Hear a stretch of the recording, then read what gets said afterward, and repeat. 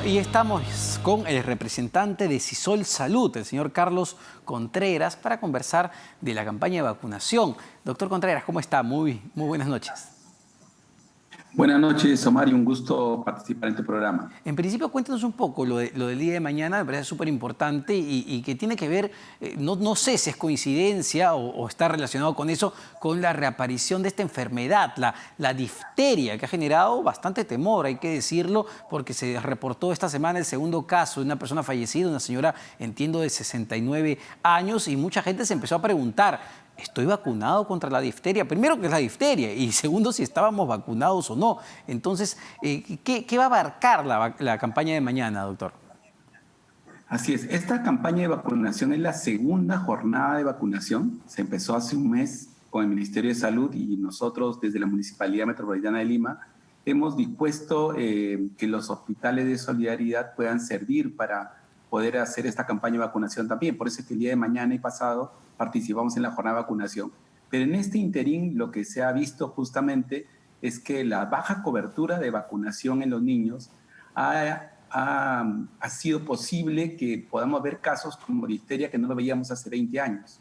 Esta enfermedad es una enfermedad que se transmite por vía respiratoria, da principalmente síntomas de respiratorios altos, es decir, dolor de garganta, fiebre, y lo característico es una membrana que se puede ver detrás de la faringe. Justamente esos son los síntomas que uno tiene que cuidar para poder acudir al médico y recibir el tratamiento correspondiente. Y doctor, me decían, para que la gente sepa, que es mucho más contagiosa y mucho más mortal que la COVID-19. La diferencia está en que esta enfermedad es controlable. Es una bacteria para empezar, por lo tanto existen antibióticos que pueden combatirla, pero esta bacteria tiene una toxina.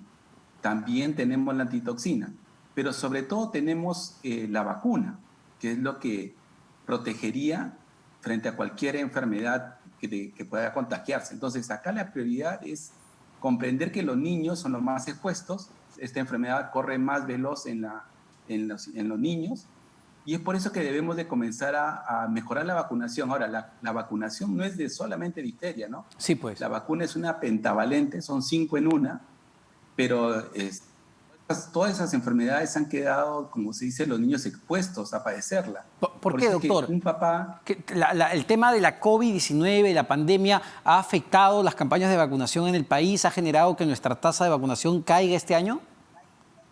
Claro que sí, porque la cuarentena, el confinamiento, hizo de que las mamás y los niños que recién nacían en los primeros meses, digamos, en estos tiempos no iban a los establecimientos de salud. Claro. Muchos de los establecimientos estaban cerrados, muchos trabajadores de salud también tenían COVID. La posibilidad de poder cubrir, digamos, la demanda no era posible. Y eso hace que ahora, cuando se han hecho los estudios, cerca de la cobertura está llegando a un 40%. Y mínimo lo que necesitamos es que por lo menos esté en 70% para asegurar que la enfermedad no corre. Estamos lejos. Y doctor, para que la vacunación es importante. A ver, y esto es importante, porque no solamente estamos hablando de que mañana se van a vacunar niños, sino que también se va a vacunar un espectro mucho más amplio de ciudadanos. Cuéntenos un poquito eso.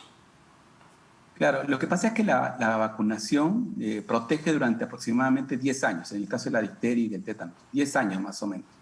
Entonces, eso quiere decir que las personas que han pasado más de 10 años de su última vacunación son susceptibles de poder contagiarse de difteria. Entonces, eso hace de que los adultos también tengamos que vacunarnos. Pero ya el Ministerio tiene establecido los rangos de edades, ¿no? Las mujeres de 15 a 49 años y los varones de 15 a 64 años son 2 dosis de vacunación para poderlos proteger. Y esto se tiene que hacer porque, vuelvo a repetir, antes no teníamos esa necesidad porque los niños estaban protegidos y no había cómo se contagie un adulto.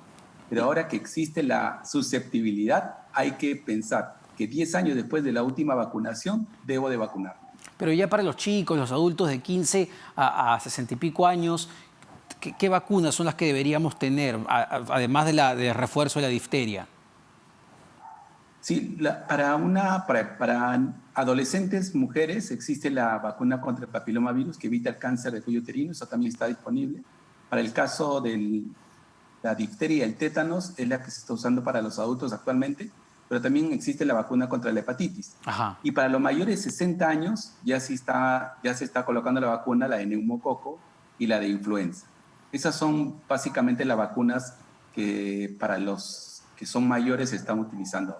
¿Quién no puede vacunarse, doctor? ¿Quién todavía, no sé, una gestante, una persona muy mayor, con alguna enfermedad? ¿Quién no puede vacunarse? En el caso de las gestantes, a partir de la semana 20 del embarazo, recién se pueden vacunar. Antes no es recomendable el uso de la vacuna. Y después, en realidad, no hay ninguna condición, digamos, al contrario. Incluso para las personas que tengan hipertensión arterial y diabetes, sean adultos, es recomendable que se coloquen la vacuna contra el neumococo y la influenza, porque son enfermedades que pueden agravar una enfermedad como el COVID, ¿no? Claro. Esa es un poco la recomendación, pero después, en general, ahora, uno siempre tiene que ir al médico para ver la vacuna que tiene que recibir y consultarlo, porque cada persona tiene una condición particular, pero en líneas generales debemos de decir que no hay ninguna condición. En el caso del gestante, se espera que sea después de las 20 semanas de embarazo. Y en el caso por ejemplo, mucha gente, y esto cuando hemos abierto las líneas en RPP, mucha gente llamaba y decía, mira, yo no sé qué vacunas tengo, ya pasó mucho tiempo, tengo quizá 20, 25 años, ¿qué pasa si me vacunan y yo ya estaba vacunado? ¿Es recomendable, no es recomendable? En realidad, entendamos bien de que antes de que ocurra la pandemia todos estábamos protegidos y probablemente la mayoría estaba reforzado. Esa es la que la estadística nos puede decir. Las coberturas eran bastante buenas en nuestro país. Entonces, debemos de imaginar que a partir de los 15 años probablemente sí ya no esté una persona protegida. Eso es en líneas generales. Lo ideal es que cada uno recuerde cuándo fue la última vez que lo vacunaron, le hicieron el refuerzo, que debió haber sido a los 6 años aproximadamente, que es el tiempo en que normalmente se hace en nuestro país. Con esos cálculos tenemos que hacer. Ahora, ¿qué pasa si una persona, digamos, no se ha vacunado, no sabe que se ha vacunado y se puede volver a vacunar y se vacuna antes? No va a pasar nada. Pero ciertamente no es eficaz ponerle 2 vacunas con menos del intervalo de 10 años, porque el tiempo de eficacia de esa vacuna es justamente ese. Okay. Solamente por un tema de eficacia, pero no es que va a generar algún problema de salud grave si le ponen 2 cada 5 años, por decirlo, ¿no? Simplemente no es recomendable porque es eficaz en 10 años. Escuchaba que en esta campaña hay hasta 17 vacunas para 16 enfermedades distintas, que me parece una gama bien interesante de vacunación. Pero ¿hasta cuántos pinchazos, por ejemplo, una persona debería recibir en un solo día? No sé si se mira así. Sí, mire, las campañas, si uno recuerda bien cuando uno iba a llevar a su niño a vacunar, las vacunas las suelen colocar en el mismo día. Por eso es que son campañas de vacunación. Le colocaban la trip, digamos, la antipolio en gotas y se podía colocar varias vacunas en uno. Las vacunas en general son bacterias que son atenuadas o son fragmentadas y por lo tanto lo que se quiere es que se genere el anticuerpo para poder protegerse frente a esto. Entonces no va a desarrollar enfermedades, ¿no?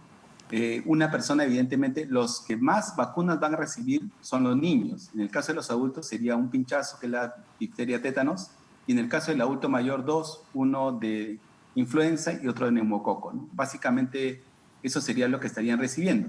Los niños iban a recibir pentavalente, antipolio y dependiendo de la edad pueden recibir también antitrampión. Ahora, otro tema importante, doctor, ¿dónde y qué protocolos, ojos de seguridad se van a emplear para evitar que también la gente se contagie? Porque no tengo ninguna duda que mucha gente va a querer vacunarse. Claro, hay que tener las medidas de cuidado de pandemia, que es distancia social, uso de mascarilla, protector facial, lavado de manos cuando entre y salga del establecimiento de salud y llevar el DNI. Esas son las medidas de precaución. Recordar que la difteria también es una enfermedad respiratoria y estas medidas también van a evitar que uno se contagie.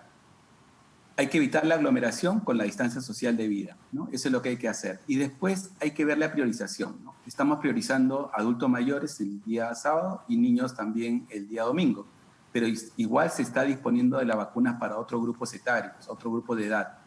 Así que, ¿en qué puntos? El Ministerio de Salud ha sacado en la página web todos los puntos que tiene el Ministerio para vacunar. Y en Ajá. CISOL, también en la página web de CISOL están los 20 establecimientos que está disponiendo para la vacunación. Perfecto, doctor. Clarísimo entonces. Muchas gracias. El doctor Carlos Contreras, representante del CISOL Salud, con toda esta información importantísima. Además, la pueden revisar en la página web de rpp.pe. Ahí encontrarán absolutamente todo esta campaña nacional de vacunación 7 y 8 de noviembre, señores. Pero se nos acabó el tiempo, se nos acabó la semana, pero ustedes no se preocupen porque ya viene Tatiana Alemán.